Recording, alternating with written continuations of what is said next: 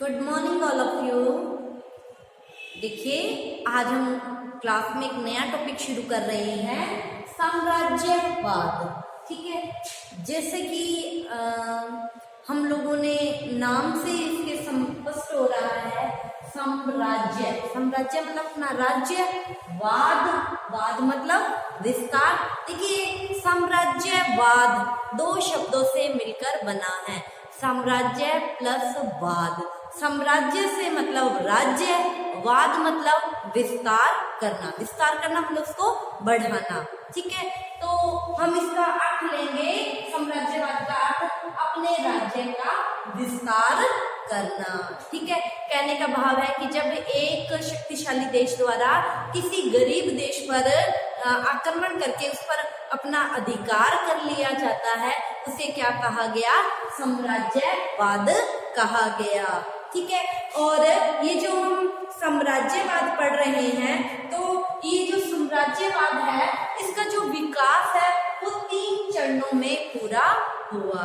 ठीक है, तो हम ये 3 चरणों को पढ़ेंगे कि साम्राज्यवाद किस किस तरह का साम्राज्यवाद आया, या साम्राज्यवाद का जो विकास है वो जो 3 चरण थे उनमें क्या परिवर्तन थे, और किस किस तरह से लोगों शक्तिशाली देशों ने गरीब देशों में अपना राज्यवाद किया या राज्य का विस्तार किया। ठीक है, तो साम्राज्यवाद का जो विकास है वो 3 चरणों में पूरा हुआ।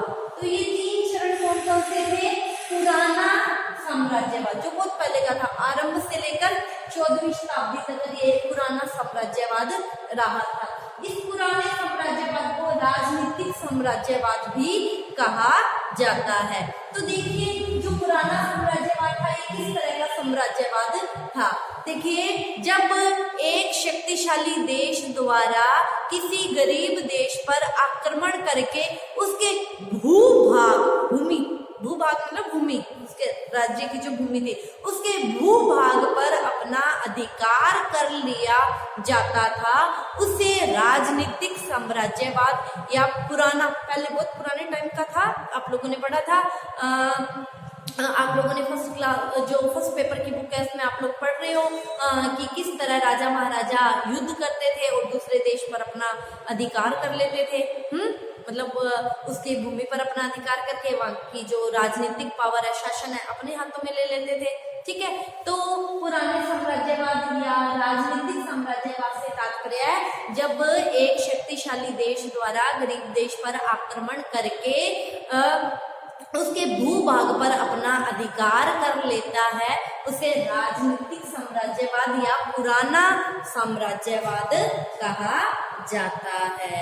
ठीक है, और अब हम पढ़ेंगे दूसरा साम्राज्यवाद।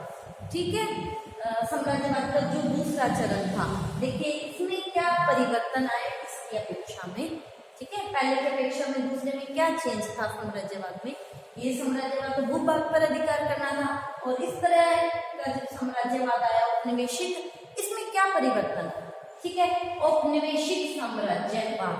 देखिए, औपनिवेशिक साम्राज्यवाद से तात्पर्य यह है कि जब एक देश द्वारा अपने व्यापारिक हितों के लिए, अपने व्यापार के लिए, अपनी आर्थिक स्थिति को मजबूत बनाने के लिए एक देश द्वारा अपनी आर्थिक स्थिति को मजबूत बनाने के लिए, या फिर हम ये कह सकते हैं कि एक देश द्वारा अपने व्यापारिक हितों की पूर्ति के लिए दूसरे देश पर अपना प्रभुत्व स्थापित करना औपनिवेशिक साम्राज्यवाद कहलाया। ठीक है, तो इसका एक बहुत अच्छा एग्जाम्पल हम ये भी ले सकते हैं, भारत। ठीक है, जैसे अंग्रेज लोग क्या आए थे हमारे यहाँ, व्यापार करने आए थे, है ना, अपनी व्यापारिक आवश्यकताओं की पूर्ति के लिए, अपनी अर्थव्यवस्था को मजबूत, आर्थिक स्थिति से मजबूत बनाने के लिए यहाँ व्यापार करने आए। भी आएंगे, ज्यादा पैसा कमाएंगे और हमारी आर्थिक स्थिति मजबूत हो जाएगी। ठीक है, जब वो हमारे यहाँ व्यापार करने आए, है ना, उन्होंने हमारी आर्थिक स्थिति पर कब्जा कर लिया, मतलब हमारे उद्योग धंधे सब क्या कर दिए, नष्ट कर दिए। कैसे? हमसे सारा कच्चा माल तो ले जाते थे, हमारे पास माल नहीं है तो हम क्या बनाएंगे, है ना। तो जब एक देश द्वारा अपनी आर्थिक स्थिति को मजबूत करने के लिए, अपने व्यापार को बढ़ावा देने के लिए या अपने व्यापारिक हितों की पूर्ति के लिए दूसरे देश पर अपना प्रभुत्व स्थापित कर लिया जाता है, उसे उपनिवेशिक साम्राज्यवाद कहा जाता है। भारत इसका सबसे महत्वपूर्ण उदाहरण मैंने आप लोगों को दिया कि किस तरह अंग्रेज हमारे यहाँ व्यापार करने आए थे, है ना। जब वो व्यापार करने आए उन्होंने हमें आर्थिक दृष्टि से पंगु बना दिया। उस समय भारत क्या था? अंग्रेजों का उपनिवेश था। हम लोग अमेरिका की क्रांति पढ़ चुके हैं, तो अमेरिका के बारे में भी हम लोगों ने ये पढ़ा था कि अमेरिका इंग्लैंड का उपनिवेश था। ठीक है, अब देखिए नवीन साम्राज्यवाद। नवीन साम्राज्यवाद कब आया था? 19वीं शताब्दी में ये नवीन साम्राज्यवाद आया था। देखिए नवीन साम्राज्यवाद के अंतर्गत ये आता है कि जब एक देश द्वारा दूसरे देश, एक शक्तिशाली देश द्वारा किसी गरीब देश पर को न केवल आर्थिक दृष्टि से और बल्कि राजनीतिक, सामाजिक और सांस्कृतिक दृष्टि से उस पर अपना अधिकार स्थापित कर लेना नवीन साम्राज्यवाद की श्रेणी में आता है। ठीक है, तो हम ये कह सकते हैं कि नवीन साम्राज्यवाद के अंतर्गत एक देश द्वारा दूसरे देश की न केवल आर्थिक स्थिति पर अपितु राजनीतिक, सांस्कृतिक दृष्टि से भी प्रभुत्व स्थापित कर लिया जाता है, तो उसे नवीन साम्राज्यवाद कहा गया। ठीक है, मतलब पूर्ण रूप से गुलाम बना लेना। जैसे कि अंग्रेज आए, पहले हमें उपनिवेश बनाया, आर्थिक दृष्टि से पंख बनाया, फिर हमारी राजनीति पर धीरे धीरे कब्जा कर लिया, फिर हमारी सामाजिक जो परंपराएं थी उनमें भी हस्तक्षेप करना शुरू कर दिया, हमारी सांस्कृतिक परंपराओं में भी हस्तक्षेप करना शुरू कर दिया। इस तरह के साम्राज्यवाद को कौन सा साम्राज्यवाद कहा गया? नवीन साम्राज्यवाद कहा गया। ठीक है, तो अब हम लोग चर्चा करने जा रहे हैं कि साम्राज्यवाद के उदय के क्या कारण थे। 19वीं शताब्दी में जो नवीन साम्राज्यवाद उदय हुआ, जो नवीन साम्राज्यवाद है ये कब आया था? 19वीं शताब्दी में। आरंभ से लेकर 14वीं शताब्दी तक तो क्या है? पुराना साम्राज्यवाद था। 14वीं से 18वीं तक उपनिवेशिक साम्राज्यवाद था और 19वीं शताब्दी में नवीन साम्राज्यवाद आया। तो ये नवीन साम्राज्यवाद क्यों आया, इसके उदय के क्या कारण थे, तो आइए इस पर हम लोग चर्चा करते हैं। ठीक है, 19वीं शताब्दी में नवीन साम्राज्यवाद आरंभ हुआ। ठीक है, इसके लिए निम्न कारण जो थे वो उत्तरदायी थे। ठीक है, तो नवीन साम्राज्यवाद के लिए जो पहला कारण माना गया है वो है अतिरिक्त उत्पादन। ठीक है, अतिरिक्त मतलब ज्यादा उत्पादन। ठीक है, देखिए 19वीं शताब्दी 18वीं शताब्दी में औद्योगिक क्रांति का आरंभ हुआ था, ये हम लोग पढ़ चुके हैं औद्योगिक क्रांति वाले टॉपिक में। ठीक है, तो क्या हो गया था? 19वीं शताब्दी तक यूरोप के लगभग सभी देशों में औद्योगिक क्रांति का प्रचार प्रसार खूब मात्रा में हो चुका था। ठीक है, और औद्योगिक क्रांति के कारण क्या हुआ था? यूरोप के लगभग सभी देशों ने, उनको जितनी आवश्यकता थी, उनकी आवश्यकताएं बढ़ी थी, तभी औद्योगिक क्रांति हुई थी ना, तो सभी देशों ने क्या कर लिया था? अपनी जो आवश्यकताएं हैं उनको पूरा कर लिया था। ठीक है, लेकिन माल क्या है? ज्यादा बनाया हुआ था। वो जो बचा हुआ माल था, अतिरिक्त उत्पादन था, ठीक है, वो क्या करना चाहते थे कि अपने इस बचे हुए माल को बेचना चाहते थे। ठीक है, लेकिन उनके देश की तो जरूरतें पूरी हो चुकी थी। ठीक है, तो अब वो अपने इस अतिरिक्त उत्पादन को खपाने के लिए या बेचने के लिए उन्हें नए बाजारों की आवश्यकता पड़ी। ठीक है, तो इन लोगों ने अपनी इस आवश्यकता को पूरा करने के लिए एशिया और अफ्रीका के गरीब देशों पर अपना राजनीतिक, सांस्कृतिक और आर्थिक प्रभुत्व स्थापित करने का प्रयास किया। ठीक है, जिसके कारण नवीन साम्राज्यवाद का उदय हुआ। ठीक है, समझ आया? कहने का भाव ये है अतिरिक्त उत्पादन। 19वीं शताब्दी में सभी देशों में औद्योगिक क्रांति हो चुकी थी और सभी देशों ने अपनी लगभग आवश्यकताओं को पूरा कर लिया था, लेकिन जो माल है वो आवश्यकता से अतिरिक्त ज्यादा बना हुआ था। अब ये लोग अपने अतिरिक्त माल को खपाना चाहते थे, बेचना चाहते थे, इसके लिए उन्हें बाजारों की आवश्यकता थी। ठीक है, तो इन्होंने अपनी इस आवश्यकताओं को पूरा करने के लिए अपने अतिरिक्त उत्पादन को बेचने के लिए जब इनको बाजारों की आवश्यकता पड़ी तो इन्होंने एशिया और अफ्रीका के गरीब देशों पर अपना राजनीतिक, सामाजिक, सांस्कृतिक प्रभुत्व स्थापित किया, जिसे साम्राज्यवाद कहा। मतलब उन पर अधिकार किया, जैसे कि भारत इसका उदाहरण है। अब अगला कारण है कच्चे माल की प्राप्ति। देखिए, यूरोप के इन देशों को अपनी इस औद्योगिक क्रांति को चलायमान रखने के लिए, उद्योगों को चलायमान रखने के लिए कच्चा माल चाहिए। कच्चा माल होएगा तभी बनेगा और तभी बिकेगा, है ना। होगा कच्चा माल, बनेगा तभी बिकेगा, तभी उद्योग चलेंगे। ठीक है, तो इन लोगों को अपने उद्योगों को चलाने के लिए कच्चे माल की आवश्यकता थी और ये चाहते थे कि कच्चा माल हमें सस्ते दामों पर मिल जाए। ठीक है, तो इसके अलावा क्या हो गया था कि यूरोप के देशों में औद्योगिक क्रांति हुई थी, तो यूरोप के जो लोग थे उन्होंने कृषि कार्य क्या है छोड़ दिया था।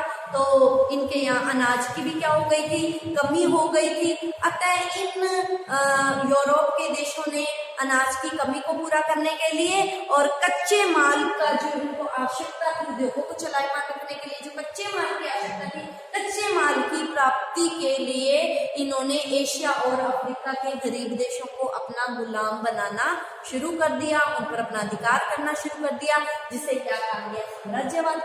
अपने राज्य का तो ये क्या कर रहे हैं, वाद कर रहे हैं, कैसे, गरीब देशों पर आक्रमण करके। ठीक है, तो इस तरह हम लोगों ने दूसरे कारण को पढ़ा।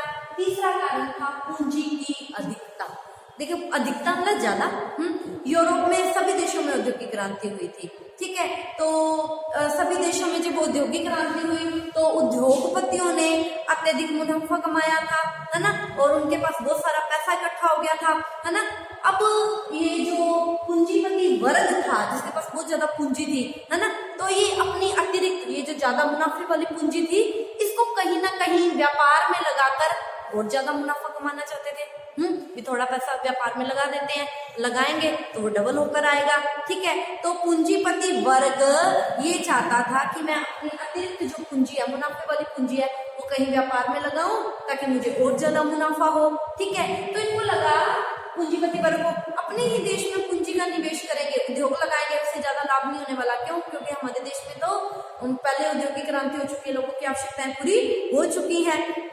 तो ऐसी स्थिति में ज्यादा लाभ की आवश्यकता के लिए इन पूंजीपतियों ने क्या किया, एशिया अफ्रीका के गरीब देशों को अपना गुलाम, उन पर आक्रमण किया और वहां पर अपनी पूंजी का निवेश करना चाहा। पूंजी निवेश करने के लिए गए, व्यापार करने के लिए गए, धीरे धीरे उसको राजनीतिक, आर्थिक, सामाजिक, सांस्कृतिक दृष्टि से क्या कर लिया, पंगु बना दिया। जैसे भारत में आए थे, व्यापार करने आए थे, है ना, आर्थिक दृष्टि से पंगु बनाया, फिर राजनीति में हस्तक्षेप किया, फिर सामाजिक सांस्कृतिक परंपराओं में हस्तक्षेप करना शुरू कर दिया। इस तरह हमें क्या बना लिया, गुलाम बना लिया। उनका तो क्या हो गया, अंग्रेजों का साम्राज्यवाद हो गया। साम्राज्य का विस्तार हो गया, क्योंकि भारत उन्हीं के क्षेत्र में आ गया था। तो इस तरह पूंजी की अधिकता ने भी साम्राज्यवाद को प्रोत्साहन दिया। अगला जो कारण है वो है जनसंख्या वृद्धि। देखिए, औद्योगिक क्रांति के कारण क्या हो गया था, यूरोप के विभिन्न देशों की जो जनसंख्या है वो बढ़ गई थी। क्यों? क्योंकि औद्योगिक क्रांति हुई, लोगों को अच्छा खाना पीना मिला और मृत्यु दर में कमी आई, मशीनों का निर्माण हुआ, तो लोगों का इलाज सफलता से होने लग गया, मृत्यु दर में कमी आई तो जनसंख्या क्या है, बढ़ गई। अब जब जनसंख्या बढ़ी तो यूरोप के लोगों के सामने तीन समस्याएं पैदा हुई। ये जो बढ़ी हुई जनसंख्या, इनके भोजन, आवास और रोजगार, तीन समस्या आई। तो यूरोप के देश चाहते थे कि एशिया अफ्रीका के गरीब देशों को अपना उपनिवेश गुलाम बनाया जाए, उनके वहां साम्राज्य विस्तार किया जाए, ताकि अपनी अतिरिक्त जनसंख्या को वहां पर भेजा जा सके। ठीक है, तो अतिरिक्त जनसंख्या को इन देश, ये लोग चाहते थे, यूरोप के देश, कि एशिया और अफ्रीका के गरीब देशों में स्थापित करना चाहते थे, इसीलिए इन्होंने साम्राज्यवाद किया। ठीक है, और अगला कारण था ईसाई धर्म का प्रचार। ईसाई धर्म प्रचारकों ने भी साम्राज्यवाद को प्रोत्साहन दिया। देखो, ईसाई धर्म प्रचारक क्या, एशिया और अफ्रीका के गरीब देशों में गए ईसाई धर्म का प्रचार करने। ठीक है, और वहां इन्हें कोई थोड़ा सा भी कुछ कह देता था ना ईसाई धर्म प्रचारकों को, उसकी आड़ में यूरोप का वो देश क्या कर देता था, उस देश पर आक्रमण करके उस पर अपना अधिकार कर लेता था। ठीक है।